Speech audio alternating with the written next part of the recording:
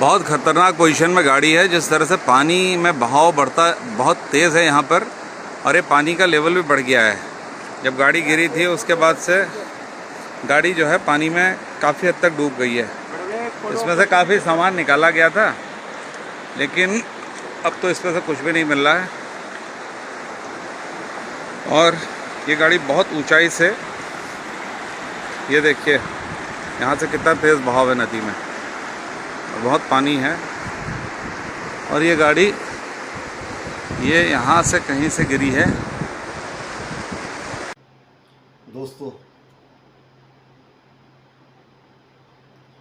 काली तारीख 17 अप्रैल 2015 मेरे लिए काली तारीख है। दोस्तों, आज मैं किसी आदमखोर बाघ या किसी शिकारी या वाइल्ड लाइफ से संबंधित विषय में बात नहीं कर रहा हूँ। आज मैं आपको अपनी हिस्ट्री बता रहा हूँ, अपने बारे में बता रहा हूँ कि ये 17 अप्रैल 2015 मेरी ज़िंदगी में मेरे लिए काली तारीख बन के आई। आज है 17 अप्रैल 2025। आज ही के दिन ठीक 2:30-35 हुए थे जब मेरा एक्सीडेंट हुआ और मैं इस चारपाई में आ गया। इन 10 सालों में दोस्तों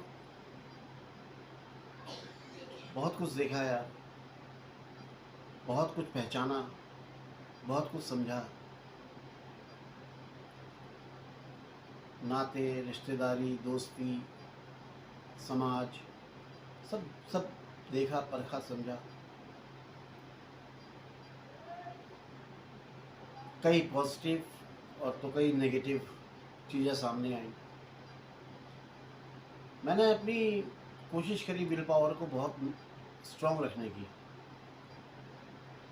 क्योंकि मेरे उस टाइम में अगर मैं थोड़ा कमज़ोर पड़ता तो मेरे माँ बाप वो मेरे से ज़्यादा कमज़ोर हो जाते।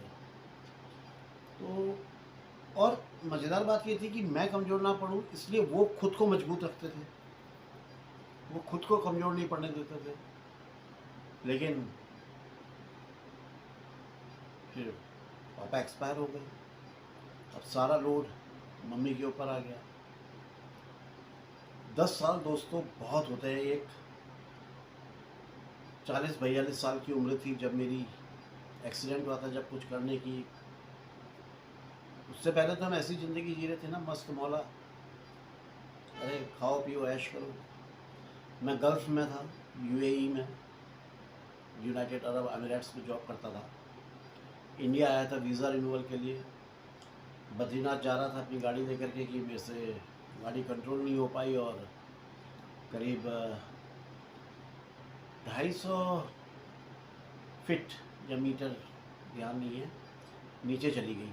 अकेला था, मेरी जान तो बच गई। गाड़ी की क्या हालत हुई थी वो मैं अभी इसमें फ़ोटो डाल दूँगा, आप लोग देखिएगा कि गाड़ी ने जो लास्ट पलटा खाया, वो पलटा जब खा के छत के बाद नीचे नदी में गिरी, गंगा जी में, अलकनंदा में। तो वहाँ पे नीचे एक बहुत बड़ी रॉक थी, बहुत बड़ी चट्टान थी, जो जिस पर मेरा ड्राइविंग सीट वाला हिस्सा ऐसे उल्टा होके पड़ा। तो जो छत थी वो ड्राइविंग सीट और हैंडल और वो शीशा, खिड़कियाँ सब तोड़ते हुए जो है चिपक गई, एकदम से सीधी हो गई वो एरिया बिल्कुल।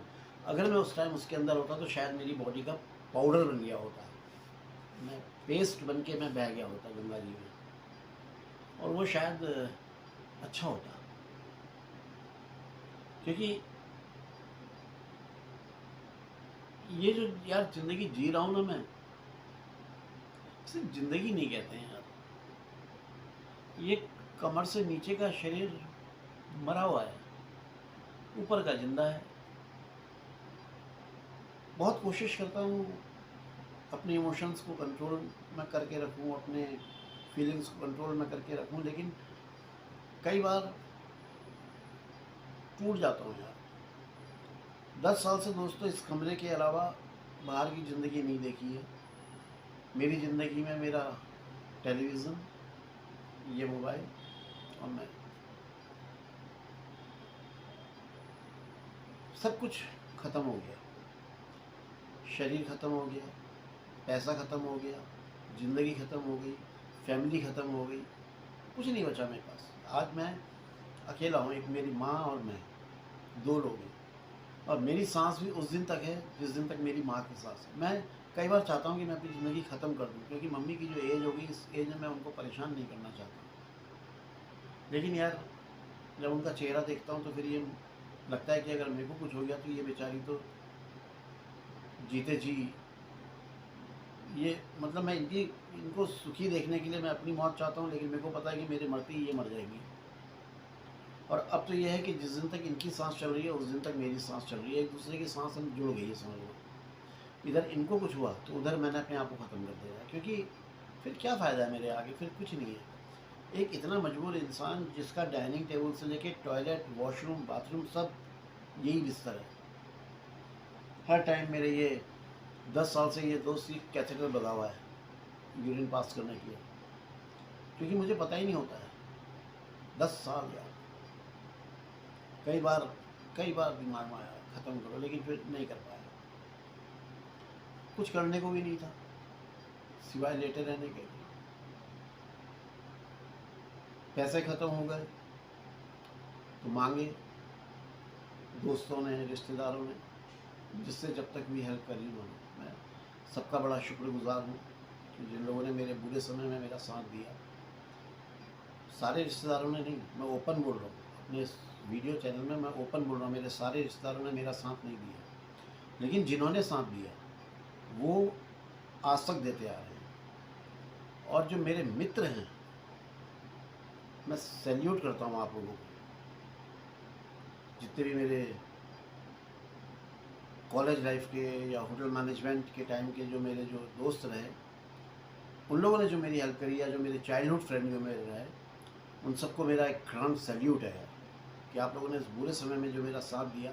ऐसे ऐसे मित्र जो भूल चुका था, जिनको मैं, जिनका चेहरा याद था लेकिन नाम भूल गया था, उन्होंने तक आगे बढ़ के मेरी मदद करी।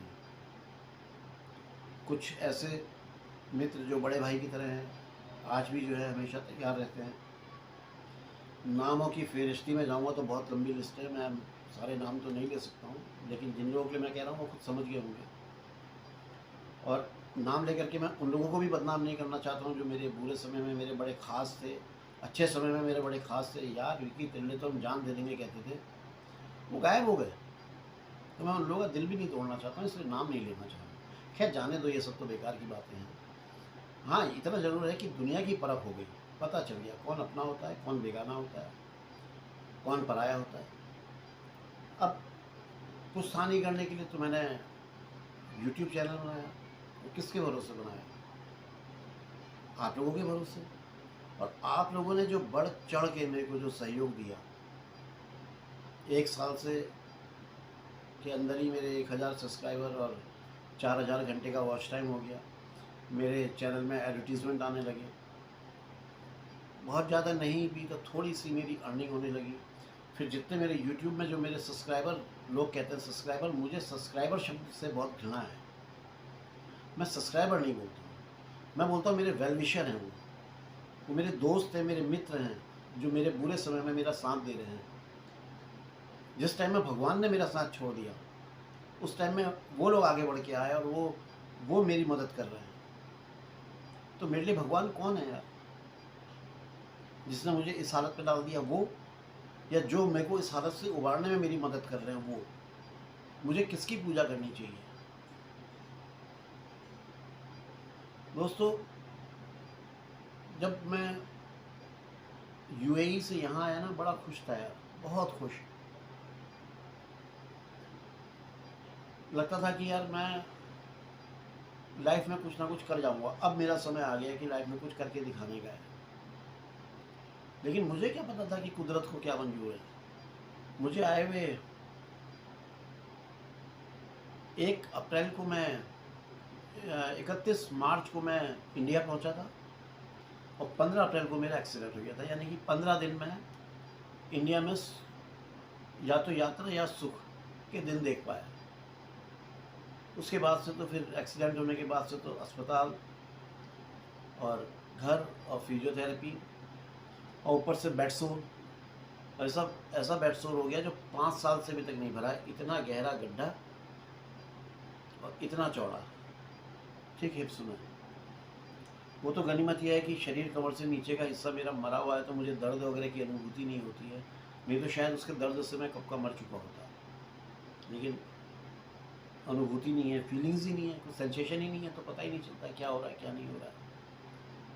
दोस्तों, आप लोगों का जो सहयोग मेरे को मिल रहा है ना, इस सहयोग ने मुझे एक हल्की सी किरण दिखाई पड़ी उम्मीद की। वो कहते हैं जब सारे दरवाजे बंद हो जाते हैं तो कहीं ना कहीं से खिड़की का एक झरोका कहीं से हल्का सा खुला रह जाता है। वो शायद यही है जो आप लोग हैं। सोशल साइट्स में जो मेरे को प्यार आप लोगों ने दिया, जो ये तो क्या था यार, एक अपाहिज को कौन पूछ रहा है, अपंग जो किसी तरह से कोई काम नहीं आ सकता। मैं किसी तरह से कोई काम नहीं आ सकता, उल्टा मैं हर एक के ऊपर बर्डन बनता हूँ। मैं अपने घर वालों के ऊपर बर्डन बना हुआ हूँ, अपने भाई बहनों पर बर्डन बना हुआ हूँ, अपनी माँ पर बर्डन बना हुआ हूँ। मैं किसी के कोई काम नहीं आ सकता हूँ, लेकिन उस सब के बावजूद आप सब लोग मुझे इतना प्यार सम्मान और इतना स्नेह देते हैं, इतना आशीर्वाद देते हैं, मेरे बड़े जो लोग हैं सभी लोग, कि मैं अब चाह करके भी अपने आप को कुछ नुकसान नहीं पहुंचा पाता। आज दोस्तों कुछ करने का मन नहीं था मेरा, बहुत सुबह से मन खराब चल रहा था कि यार ये तारीख आ गई 17 अप्रैल, ये काला दिन आ गया मेरी ज़िंदगी का, जिसने मुझे कहीं का नहीं छोड़ा, बिल्कुल बर्बाद करके रख दिया, हर तरह से बर्बाद कर दिया। किसी एक तरह से बर्बाद करता, बाकी के तरीके छोड़ देता, लेकिन नहीं, हर कॉर्नर से, हर कोने से, दशों दिशाओं से मेरे ऊपर ऐसा अटैक हो रहा है। और क्योंकि चारपाई में पड़ा हुआ शरीर है तो दुनिया भर की बीमारियां और लगती रहती है, कभी कुछ कभी कुछ कभी कुछ कभी कुछ। खून के आंसू रोता हूँ। अकेले में जब होता हूँ ना कोई मेरे से बात करने वाला है, ना किसी के साथ मैं अपनी परेशानी शेयर कर सकता हूँ, किससे करूँ? यार दोस्त आप लोगों से करना चाहूँ तो आप लोगों के पास भी इतना टाइम नहीं भाई। जानता हूँ यार, मैं तो चारपाई में पड़ा हूँ, लेकिन तुम लोग तो नौकरी पेशा रोजगार वाले हो, और यही टाइम तुम लोगों का भी है कि जिस टाइम तुम कुछ जमा करके अपना बुढ़ापा अच्छा कर सको। लेकिन तुम्हारे सामने मैं एक उदाहरण हूँ जिसका तो ख़त्म हो गई है कहानी। तो कहते ना, अब ये बुझते हुए दिए की लौ है, देखो कितनी देर तक फड़फड़ानी है। लेकिन तुम लोगों के आगे बहुत बड़ी ज़िंदगी है यार, ज़िंदगी को सही तरह से उपयोग करना है यार। अब कोई मिरेकल हो गया, कोई चमत्कार हो गया, श्री हरि श्री नारायण अगर कभी प्रसन्न हो गए, भगवान विष्णु प्रसन्न हो गए, तो क्या पता क्या कि चल ठीक है यार, चल तू चल फिर काम कर, कुछ कर, नहीं तो कुछ नहीं है मेरी लाइफ में। मैं अपना सिर्फ दुख बांटने के लिए वीडियो नहीं बना रहा हूँ, बल्कि आप लोगों को सलाह देने के लिए भी बना रहा हूँ कि दोस्तों,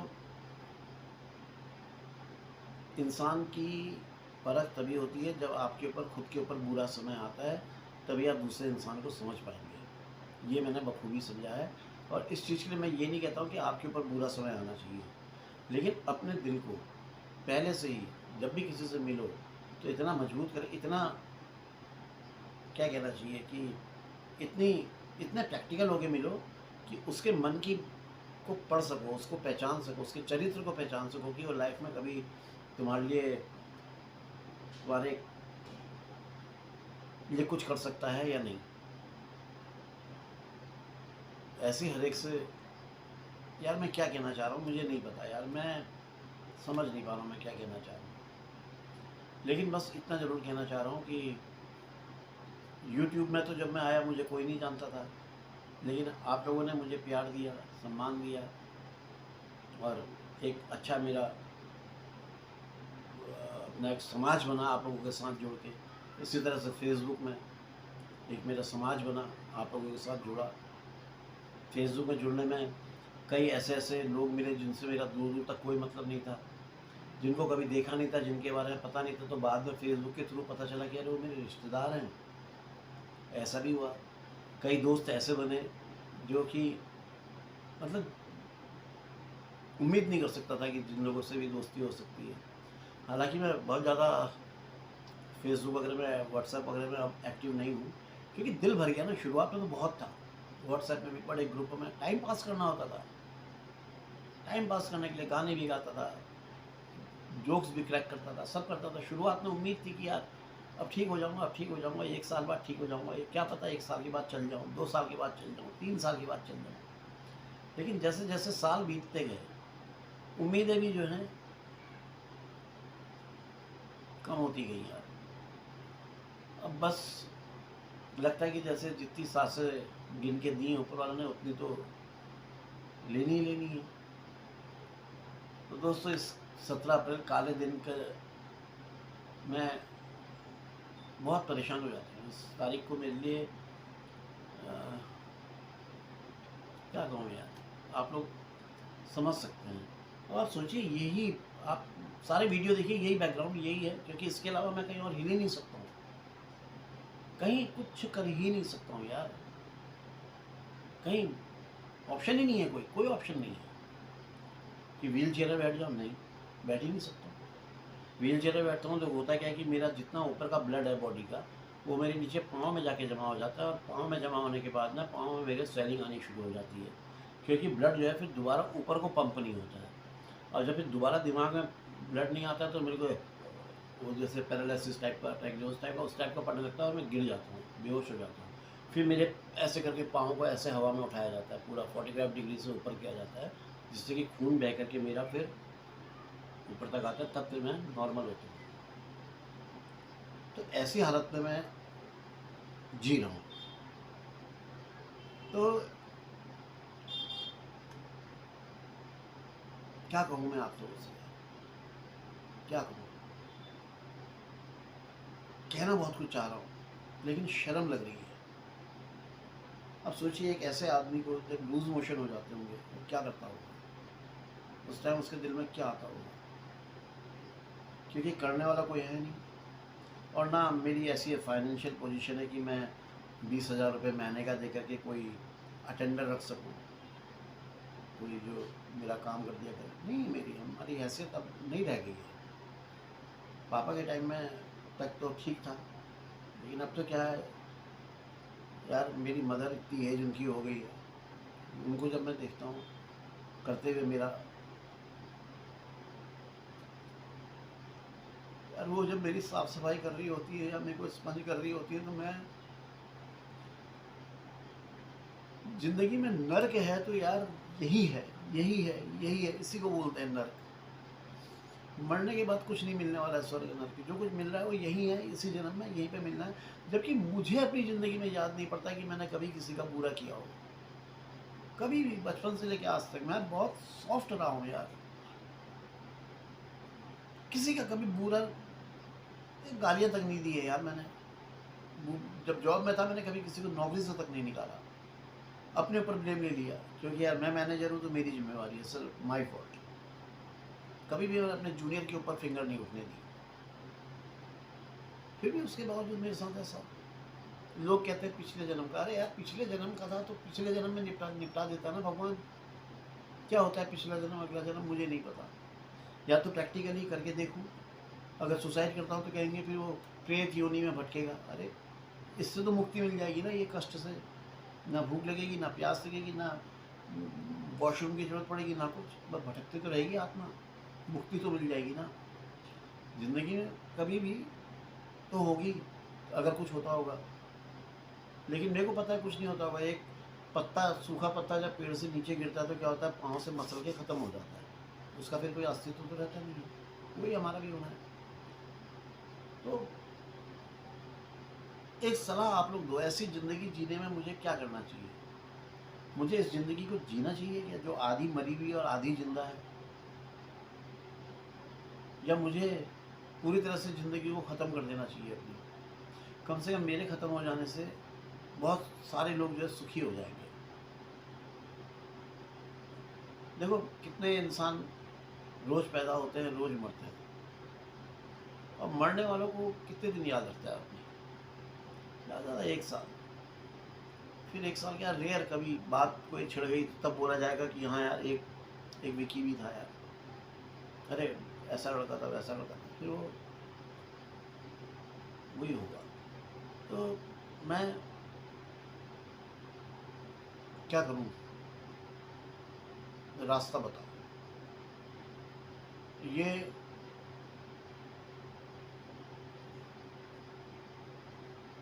क्या करूं यार, मैं कुछ समझ नहीं पा रहा हूँ। मेरे पास कुछ, मैं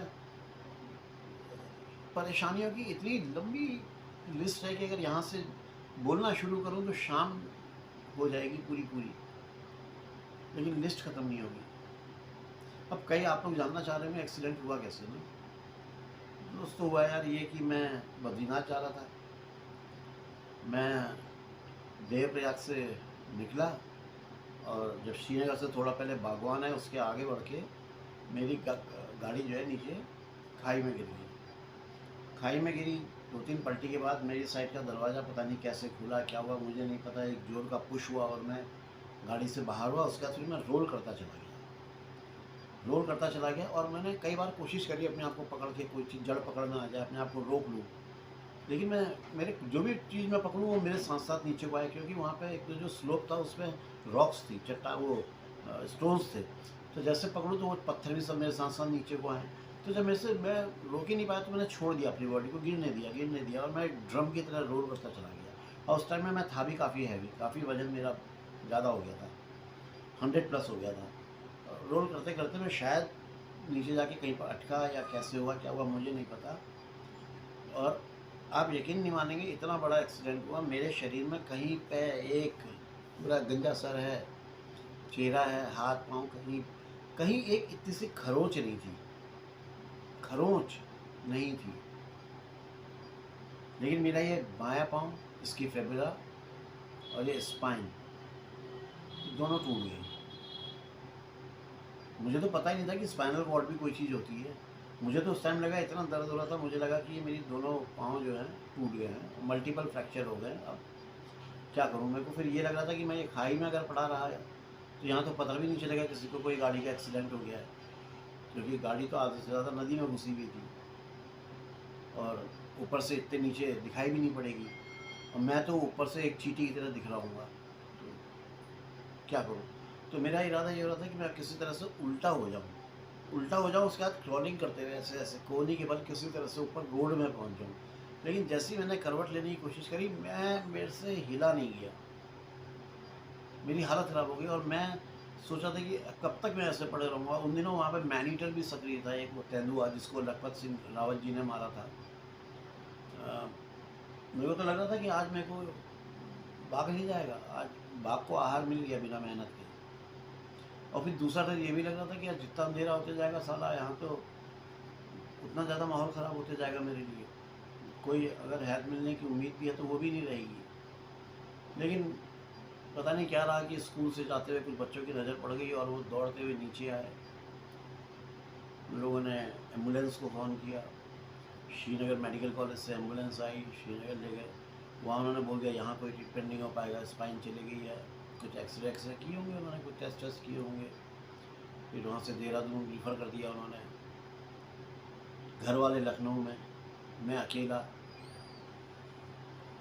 जैसे तैसे खबर अबर कर कुरा के। वो सब बड़ी लंबी चौड़ी कहानी है कि मेरा एक्सीडेंट कैसे हुआ, उसके ऊपर मैंने एक पहले वीडियो बना के डाला हुआ है, पूरी घटना क्लियर उस पर लिखी हुई है। वो अगर आप लोग चाहें तो मेरे यूट्यूब चैनल में आप जाके सुन सकते हैं। उस पर एक बात मैंने क्लियर करके बताई हुई है कि किन कारणों से एक्सीडेंट हुआ, क्या हुआ। खैर जो भी है, तो बहरहाल दोस्तों, आज ठीक 2:30-35 में मुझे 10 साल पूरे हो जाएंगे। और आप लोगों से सिर्फ इतना ही कहूँगा, जो प्यार, जो आशीर्वाद आप लोग जो अभी तक देते आए हैं, ये देते रहिएगा, इसमें पीछे मत हटिएगा। क्योंकि मैं अगर सांस ले रहा हूँ तो अब सिर्फ आप ही लोग मेरा सहारा हो, आप ही लोग मेरे दोस्त हो यार, जिन लोगों से मैं इतनी सब बातें कर ले रहा हूँ। मैं किससे करूँ बातें इस कमरे में? मैं माँ से दुख की बातें कर नहीं सकता हूँ, दोस्त मेरे कोई इतना समय मुझे दे नहीं सकते हर टाइम की मेरे साथ आके बैठें। है ना। तो ये एक मोबाइल और आप लोग, मोबाइल जरिया मिला जिससे आप लोग मुझे मिले और आप लोग मेरे मित्र बन गए हैं। और बातें तो मित्रों से ही शेयर होती है ना। तो दोस्तों यार, मेरी बातों को शेयर करके मेरी हंसी मत उड़ाना यार, मजाक मत उड़ाना मेरी। बस इतनी मेरी आपसे हाथ जोड़ के विनती है, आशीर्वाद देना कि ठीक हो जाऊं जल्दी। ठीक हो जाऊं तो कुछ काम वाम करूं, 2 पैसा घर पे आए, 2 रोटी घर में इज्जत से बन सके। और क्या कहूँ दोस्तों, बाकी आप सभी जो मेरे बड़े हैं उन सबको मेरा प्रणाम, जो मेरे हम उम्र हैं उन सबको मेरा क्या, उन लोग ने जो मुझे प्यार दिया है या जो मेरी आर्थिक मदद करी है या जो जो कुछ उन्होंने मेरे लिए किया है वो मेरे लिए बहुमूल्य है। मैं उन लोगों से क्या कहूँ। धन्यवाद शब्द बहुत छोटा है, उन्होंने धन्यवाद शब्द से बहुत ऊपर की मेरी जाके मदद करी है। मेरे जो छोटे मित्र हैं, मेरी उससे उम्र में कम हैं, वो लोग जो सम्मान दे रहे हैं, जो आदर दे रहे हैं, उस सब के लिए यार आप सबका बहुत बहुत धन्यवाद। बस इसको ऐसे ही बना के रखिएगा। और जब जब 17 अप्रैल आएगी तब तब मेरे लिए काला दिन आएगा, एक ऐसा काला दिन जिसने मेरी ज़िंदगी का रास्ता ही मोड़ दिया, जिसने मेरा पूरा जीवन चक्र ही बदल दिया, जिसने बर्बाद कर दिया, ख़त्म कर दिया, फिनिश्ड। कुछ बचा ही नहीं है आगे यार करने के लिए। अब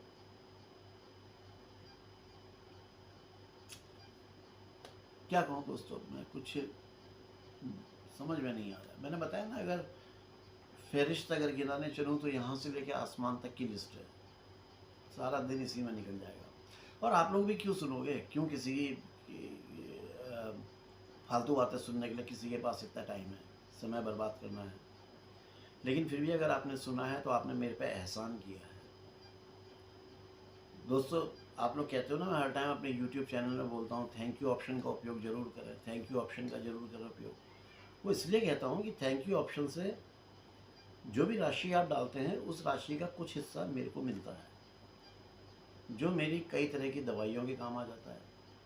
या कई बार जब YouTube से एक मुश्त किसी टाइम में, यार सीधा हिसाब है YouTube का, आपके $100 जैसे ही YouTube में जमा होते हैं तो $100 जमा होने के बाद में आपके अकाउंट में ट्रांसफ़र हो जाते हैं। तो वो डॉलर का रेट जो चल रहा होता है उस रेट के हिसाब से आपके अकाउंट में आ जाता है। तो उससे कई बार क्या होता है, वो होता क्या है कि 3-3, 4-4, 5-5 महीने में एक बार आता है। क्योंकि मेरा इतना बड़ा YouTube चैनल तो है नहीं, छोटा सा चैनल है और गिने चुने मेरे मित्र हैं जो पूरा वीडियो देखते हैं, सब्सक्राइब कर जिन्होंने किया हुआ है और जो वाकई में पूरी कहानियों को मेरे से सुनना चाहते हैं। उन लोगों ने वो कहानियाँ कई बार पहले सुनी हैं, लेकिन वो मेरा मनोबल बढ़ाने के लिए मेरी उन कहानियों को तिबारा सुनते हैं कि यार इसका मनोबल बढ़े, ये ना टूटे। तो ऐसे लोग तो मेरे लिए भगवान तुल्य हैं ना। तो उन भगवानों को मेरा शत शत प्रणाम। मैं प्रणाम करता हूँ आप लोगों को कि आप लोग जानते, आपको पता है कहानी क्या है क्या नहीं है, फिर भी आप सुनते हैं। खैर दोस्तों, मैं अपना तो दिमाग मेरा ख़राब हो चुका है, लेकिन मैं अब आप लोगों का ज़्यादा दिमाग परेशान नहीं करना चाहूँगा, आप लोगों को ज़्यादा दुखी नहीं करना चाहूँगा। तो बस इतना कह करके मैं रखता हूँ और सोचता हूँ क्या करना है यार आगे के लिए। कुछ समझ में नहीं आ रहा है, क्या करना है, क्या नहीं होना है, क्या होना है, कुछ समझ में नहीं आ रहा है। हाँ यार, आप लोग अपना आशीर्वाद, प्यार, दुआ, सहयोग देते रहिएगा। देखो कितने दिन तक खींचनी है गाड़ी, कहाँ तक खींच पाएगी। क्या कहूँ दोस्तों, मेरी ज़िंदगी जो एक नरकीय ज़िंदगी हो गई, नरक से बदतर ज़िंदगी हो गई है। सिर्फ अगर भगवान कहीं पे है तो उससे इतनी प्रार्थना करता हूँ कि मेरे दुश्मनों को भी, जो मेरे एनिमी हैं उनको भी ऐसी सज़ा मत देना भगवान। ये स्पाइनल कॉर्ड से संबंधित सज़ा मत देना, जिसका कोई इलाज नहीं है दुनिया में। ऐसा कोई ट्रीटमेंट ही नहीं है यार, मुश्किल। खैर दोस्तों, आज ये तो नहीं कहूँगा कि फिर क्या हुआ, लेकिन अब आगे क्या होगा। मेरी कहानियों में तो मुझे पता होता है कि आगे क्या होगा, लेकिन अपनी खुद की कहानी में मुझे नहीं पता है कि इसके बाद आगे क्या होगा। एक चीज़ बोलता हूँ दोस्तों, मेरे ख़ास तौर पर जो मेरे यूट्यूब वाले दोस्त हैं, दोस्तों मेरा हर बृहस्पतिवार और इतवार को वीडियो होता है। जब आपको लगातार बृहस्पतिवार और इतवार को जब वीडियो आने बंद हो जाएंगे मेरे, तो आप लोग समझ जाइएगा। और आते रहेंगे तो मतलब अभी गिनती ख़त्म नहीं हुई है सातों की। बाकी फेसबुक के मित्र जो हैं उनको मैं बता दूं कि यार आप लोग जानते हैं फेसबुक में बहुत कम एक्टिव रहता हूँ, लेकिन फिर भी अगर कभी ऐसी नौबत आई तो इन्फॉर्म ज़रूर कर दूंगा आप सभी लोगों को कि अलविदा इतना लिख करके ज़रूर पोस्ट कर दूंगा। क्या कहूँ यार, अब बहुत हो गया, अब सहन नहीं होता है। 10 साल खींच दिए किसी तरह से, अब इससे आगे खींचने की तो यार अब हिम्मत नहीं है। तो दोस्तों वैसे तो उम्मीद है कि अगले इतवार को मिलूँगा। मैं अपने YouTube वाले जो मेरे मित्र हैं उनसे कह रहा हूँ कि अगले इतवार को तो आपसे मिलूँगा। कोशिश तो यही है, लेकिन अगर किसी कारण से नहीं मिल पाया तो एक उसके बाद आने वाले बृहस्पतिवार तक का इंतज़ार ज़रूर कर लेना। फिर उसके बाद भले ही ज़रूर RIP लिख देना, लेकिन जल्दीबाजी मत करना, क्योंकि अभी आज तो मन ख़राब है, क्योंकि आज ही के दिन सब झेला था। आज वो सब चीज़ें याद आ रही हैं, किस तरह से अस्पताल गया, कैसे बेहोश हुआ, कब जागा, कब देहरादून पहुंचा, कितनी तकलीफ़ों में रहा, किस किस तरह से मेरे ऑपरेशन हुए, कब मेरे पेरेंट्स पहुंचे, कब मुझे मेरी दीदी लोग देखने के लिए आए, मेरे कज़न्स, मेरी मौसी की बेटियां, उनके हस्बैंड्स वगैरह, मेरी चाचा का लड़का जो अब जिसने मेरी बहुत सेवा करी, जिसने सब कुछ किया, तुषार ऋषिकेश में, वो अब इस दुनिया में नहीं है, वो छोड़ के चला गया अभी कुछ ही टाइम पहले। अब वही तो कह रहा हूँ, मेरा भाई बॉबी वो चला गया। जिन लोगों को रुकना था उनको तो ऊपर वाले ने बुला लिया, और जिसको बुला लेना चाहिए था उसको यहाँ झेलने के लिए रोक दिया। अजब सी लीला है यार इसकी भी यार, क्या है खेल ये, कुछ समझ में नहीं आता है, कुछ समझ में नहीं आता है। तो दोस्तों चलता हूँ यार, अभी बस मेरे को नहीं पता मैं क्या कह रहा हूँ, क्या नहीं कह रहा हूँ, मेरे मुंह से क्या निकल रहा है, क्या नहीं निकल रहा है, मेरे को कुछ नहीं पता। मेरे को बहुत सारी बातें करनी है, लेकिन मेरे पास शब्द ही नहीं निकल रहे कुछ। मैं क्या करूँ, अंदर अंदर उमड़ रहा है, ये भी बोल, वो भी बोल, वो भी बोल, लेकिन किसको बोलूँ, कुछ नहीं यार दोस्तों। चलता हूँ। जय बद्री विशाल, जय उत्तराखंड, जय जय जय, जय माँ भारती।